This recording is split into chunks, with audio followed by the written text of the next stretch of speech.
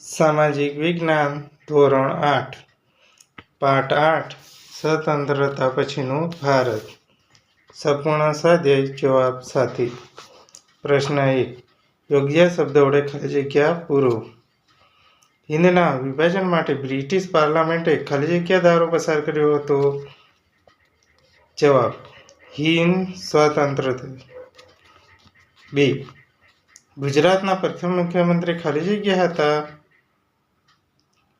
જવાબ ડોક્ટર જીવરાજ મહેતા હાલ આયોજન પંચ ખાલી જગ્યા તરીકે ઓળખાય છે જવાબ નીતિ આયોગ પ્રશ્ન 2 નીચેના પ્રશ્નોના ઉત્તર 1-2 વાક્યોમાં આપો 1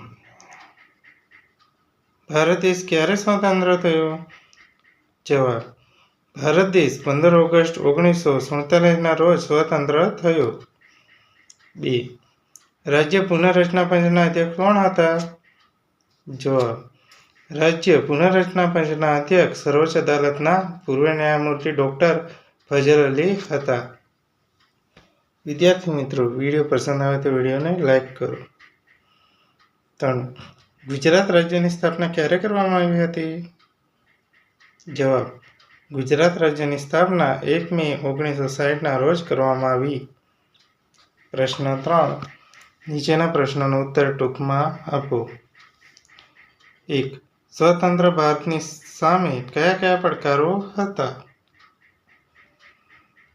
1 અખંડ હિન્દુસ્તાનના ભાગલા થતા ભારત અને પાકિસ્તાનને 2 રાષ્ટ્રો અસ્તિત્વમાં આવ્યા પાકિસ્તાનને પોતાના દેશમાંથી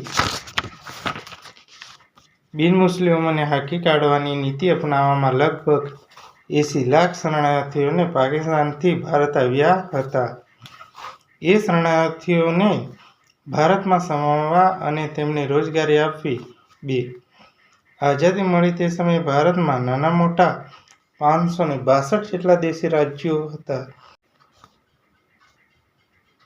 એ રાજ્યોનું એકીકરણ કરી તેમને ભારતીય સંઘ સાથે જોડવા માટે તેમને સહમત કરવા 3 દેશની પ્રજાની અપેક્ષાઓ અને આકાંક્ષાઓ સંતોષી શકે તેવું રાજ્ય બંધારણ ઘડવું અને રાજકીય વ્યવસ્થા બનાવવી 4 ઈસવીસન 1947માં ભારતની વસ્તી લગભગ 35 કરોડ જેટલી હતી એ વસ્તી ભાષા પહેરવેશ ધર્મ પ્રદેશ અને સાંસ્કૃતિક બાબતોમાં ભિન્નતાઓ ધરાવતી હતી અનેક વિવિધતા ધરાવતી એ પ્રજામાં રાષ્ટ્રીય એકતાની ભાવના જગાડી રાષ્ટ્રીય વિકાસ કરવો 5 આઝાદીના સમયમાં દેશની વસ્તીનો મોટો સમુદાય ગામડામાં રહેતો હતો અને ખેતી કરતો હતો એ ગ્રામીણ વિસ્તારોમાં ખેતીની અને ખેતી સાથે જોડાયેલી રોજગારીની વિકટ સમસ્યાઓ હતી 6 દેશના શહેરી વિસ્તારોમાં ગંદકી ગીચ વસવાટો ગરીબી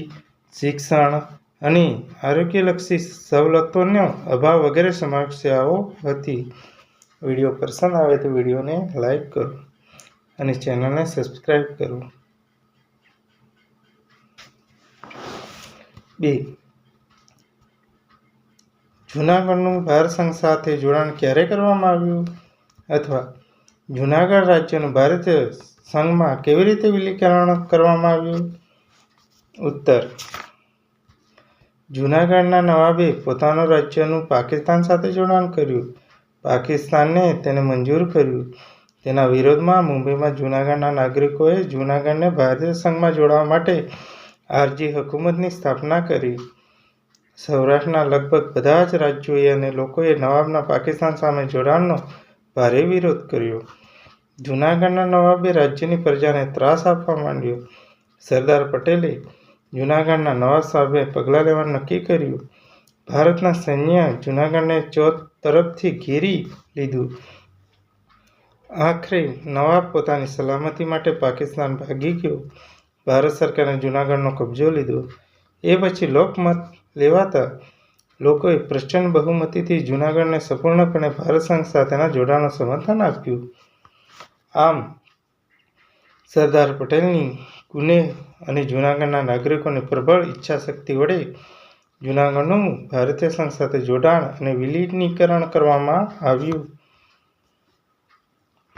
3. અવકાશ વિજ્ઞાન ક્ષેત્રે ભારતે સાધેલ પ્રગતિની નોંધ લખો. જવાબ: ભારતે અવકાશ સંશોધન ક્ષેત્રે અસાધારણ સિદ્ધિઓ મેળવી ભારતને Aryabhata, Bhaskar, Rohini, SROSS, C2, GSLV-A42 સંચાર ઉપગ્રહ, GSAT-12 જેવા ઉપગ્રહો સફળતાપૂર્વક અવકાશમાં છોડ્યા છે. ભારતે અવકાશમાં ઉપગ્રહો છોડવા માટે વિશિષ્ટ પ્રકારની GSLV તૈયાર કર્યા છે. 5 નવેમ્બર 2013ના રોજ ભારતના વૈજ્ઞાનિકોએ સફળતાપૂર્વક મંગળયાન છોડ્યું હતું.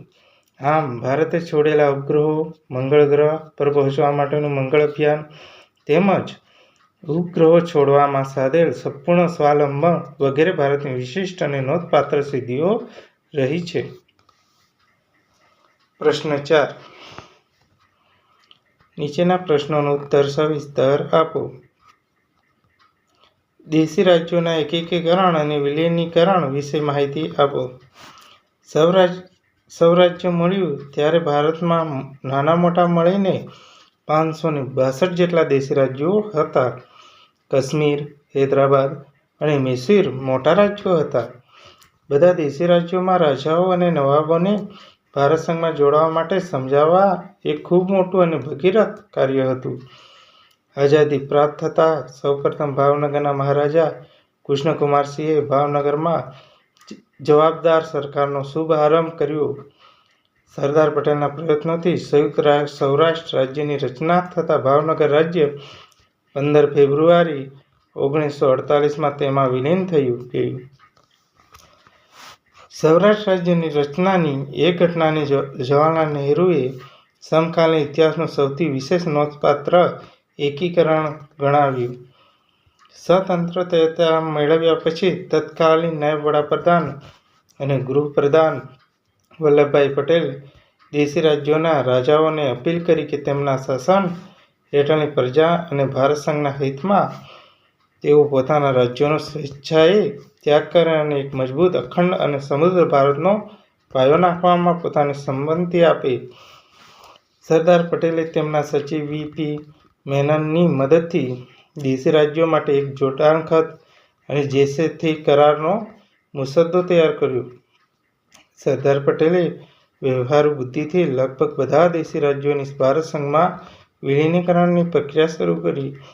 તેમણે ભારત સરકાર વતી રાજાઓને તેમના સાલિયાણા દરજ્જો, હકો અને હિતોના રક્ષણની ખાતરી આપી. કાશ્મીર, જૂનાગઢ અને હૈદરાબાદના શાસકો સિવાયના બધા જ રાજાઓએ જોડાણખત પર હસ્તાક્ષર કરી પોતાના રાજ્યો અને રિયાસતોને ભારત સંઘ સાથે જોડી દીધા. હૈદરાબાદના નિઝામ સામે પોલીસ પગલું ભરી તેમના હિતોના રક્ષણની બાહેંધરી આપી. હૈદરાબાદને ભારત સંઘ સાથે જોડી દેવામાં આવ્યું. હૈદરાબાદના વિલીનીકરણમાં શ્રી કનૈયાલાલ મુનશીએ મહત્વની ભૂમિકા ભજવી હતી. જૂનાગઢના નવાબ સામે લશ્કરી કાર્યવાહી તેમજ પ્રજાની પ્રબળ ઈચ્છાશક્તિ વડે જૂનાગઢને ભારત સંઘ સાથે જોડી દેવામાં આવ્યું. ભારતને સ્વરાજ્ય મળ્યું તે સમયે કાશ્મીરના મહારાજા હરિસિંહ ભોગરાએ ભારત સાથેના જોડાણખત પર સહી કરી ન હતી. એ દરમિયાન પાકિસ્તાને કાશ્મીરને પોતાની સાથે જોડવા માટે કાશ્મીરી પર આક્રમણ કર્યું. રાજા હરિસિંહે તાબડતોબ જોડાણખત પર સહી કરી. એ પછી ભારત સરકારે કાશ્મીરમાં તાત્કાલિક ધોરણે લશ્કર મોકલીને આક્રમણખોરોને નસાડી મૂક્યા. પરંતુ એ દરમિયાન પાકિસ્તાન કાશ્મીરના ત્રીજા ભાગ પર ગેરકાયદેસરની લશ્કરી કબજો જમાવ્યો હતો.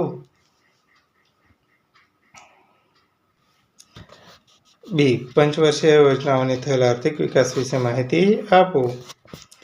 ઉત્તર: ઈસવીસન 1850માં ભારત સરકારે બંધારણના ધ્યેયો અને આદર્શોને ચરિતાર્થ કરવા આયોજન પંચની રચના કરી. એ આયોજન પંચ આજે નીતિ આયોગ તરીકે ઓળખાય છે. નીતિ આયોગ ભારતનું લાંબા ગાળાનું અને ટૂંકા ગાળાનું આર્થિક આયોજન કરે છે. 1. ભારતના આર્થિક આયોજનના મુખ્ય ઉદ્દેશો દેશનો ઝડપી આર્થિક વિકાસ અને વૃદ્ધિ, આર્થિક અસમાનતાનો ઘટાડો, ગરીબી ઘટાડવી, પૂર્ણ રોજગારી પ્રાપ્ત કરવી, સ્વાવલંબન ભાવ સ્થિરતા, શૈક્ષણિક વિકાસ વગેરે સિદ્ધ કરવા પંચવર્ષીય યોજના શરૂ કરવામાં આવી છે. 2. ઈસવીસન 1951 થી 1956ના વર્ષો દરમિયાન પ્રથમ પંચવર્ષીય યોજના શરૂ કરવામાં આવી હતી. પંચવર્ષીય યોજનાઓનો સમયગાળા દરમિયાન આયોજનબદ્ધ આર્થિક વિકાસના પ્રયત્નો થયા. 3. ઔદ્યોગિક વિકાસના હેતુથી ભારે અને પાયાના ઉદ્યોગો સ્થાપવામાં આવ્યા. પરિણામે ઔદ્યોગિક ઉત્પાદનનો દેશ મહદઅંશે સ્વાવલંબી બન્યો છે. 4. કૃષિ ક્ષેત્રે કરેલા સુધારાઓને કારણે દેશ અન્ન ઉત્પાદનમાં સ્વાવલંબી બન્યો છે. એટલું જ નહીં, આજે દેશમાંથી અનાજની નિકાસ થયા છે. આ ઘટના હરિયાળી ક્રાંતિ કહેવાય છે. 5. દૂધ ઉત્પાદનમાં શ્વેત ક્રાંતિ અને તેલીબિયાંના ઉત્પાદનમાં પીળી ક્રાંતિ દ્વારા ઉત્પાદન વધારવાની દિશામાં વિકાસકીય પગલાઓ ભરવામાં આવેલ છે. 6. દેશમાંથી ગરીબી અને આર્થિક અસમાનતા ઘટાડવા ગરીબી નિવારણના અનેક કાર્યક્રમો અમલમાં મૂકવામાં આવ્યા છે. 7. પંચવર્ષીય યોજનાઓના પરિણામ સ્વરૂપે આજે રાષ્ટ્રીય આવક અને માથાદીઠ આવકમાં વધારો થયો છે. 8. ગરીબી ઘટાડવા, આવકની અસમાનતા ઘટાડવા, રોજગારની તકો વધારવા, શિક્ષણનો પ્રચાર પ્રસાર કરવા, ગરીબોને આવશ્યક ચીજવસ્તુઓ આપવા વગેરે માટે સરકાર પ્રયત્નશીલ રહી છે. 9. પંચવર્ષીય યોજનામાં આરોગ્યલક્ષી કાર્યક્રમોને લીધે દેશની પ્રજાના આરોગ્યમાં અને સરેરાશ આયુષ્યમાં સુધારો થયો છે. દેશમાંથી શીતળાનો રોગ નાબૂદ થયો છે. બાળ આરોગ્યનો અને બાળ મૃત્યુદરનો ઘટાડો થયો છે. 10. શિક્ષણના પ્રમાણમાં વધારો થવાની સાક્ષરતાના દરમાં વધારો થયો છે. 3. આઝાદી પછીના વર્ષોમાં ભારતને સાધેલી પ્રગતિ વિશે ટૂંકમાં માહિતી આપો. ભારતે લોકશાહી આદર્શોને જીવંત રાખેલ છે. તે એક ગૌરવપ્રદ ઉપલબ્ધિ છે. આઝાદીથી અત્યાર સુધી લોકસભા, રાજ્યસભા, વિધાનસભાઓ અને સ્થાનિક સ્વરાજની સંસ્થાઓની ચૂંટણીઓ સફળતાપૂર્વક પૂર્ણ થઈ છે.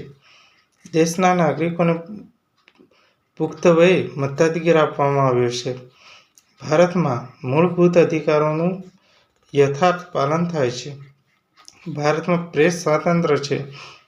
નિષ્પક્ષ અને તટસ્થ ન્યાયતંત્ર છે. દેશમાં ભાષાકીય અને ધાર્મિક વિવિધતા તથા પ્રાદેશિક અસમાનતા હોવા છતાં રાષ્ટ્રીય એકતા પ્રવર્તે છે. વિશ્વના અન્ય વિકાસશીલ દેશોની તુલનામાં ભારતે આઝાદી પછીના વર્ષોમાં વિજ્ઞાન અને ટેકનોલોજીના ક્ષેત્રે અદ્ભુત સિદ્ધિઓ પ્રાપ્ત કરીને વિકસિત દેશોની સાથે બરાબરી કરી છે. મર્યાદિત અને અલ્પ સાધનો, સાક્ષરતાનું ઓછું પ્રમાણ વગેરે સમસ્યાઓ હોવા છતાં ભારતે આ ક્ષેત્રે સાધેલો વિકાસ અદ્વિતીય છે.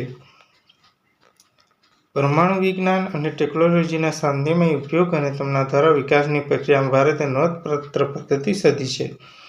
ઇલેક્ટ્રોનિક, ઉર્જા, લોખંડ, પોલાદ, ટેલિકોમ્યુનિકેશન, રાસાયણિક ખાતરો, સિમેન્ટ, પેટ્રોકેમિકલ વગેરે ક્ષેત્રોમાં ભારતે હરણફાળ ભરી છે. ભારતે અવકાશમાં સંશોધન ક્ષેત્રે અસાધારણ સિદ્ધિઓ પ્રાપ્ત કરી છે. ભારતે આર્યભટ્ટ, ભાસ્કર, રોહિણી જેવા ઉપગ્રહો અવકાશમાં છોડ્યા તેમજ અવકાશમાં ઉપગ્રહ છોડવા માટેનો વ્હીકલ GSLV વિકસાવ્યો છે. મંગળ ગ્રહ પર પહોંચવા માટેનું મંગળ અભિયાન અને ઉપગ્રહો છોડવાનું સાધેલું સંપૂર્ણ સ્વાવલંબ વગેરે ભારતની વિશિષ્ટ અને નોંધપાત્ર સિદ્ધિઓ રહી છે. વિશ્વના દેશોએ પણ ભારતીય સિદ્ધિઓ નોંધ લીધી છે. આમ આઝાદી પછીના વર્ષોમાં ભારતે અપ્રતિમ પ્રગતિ સાધી છે.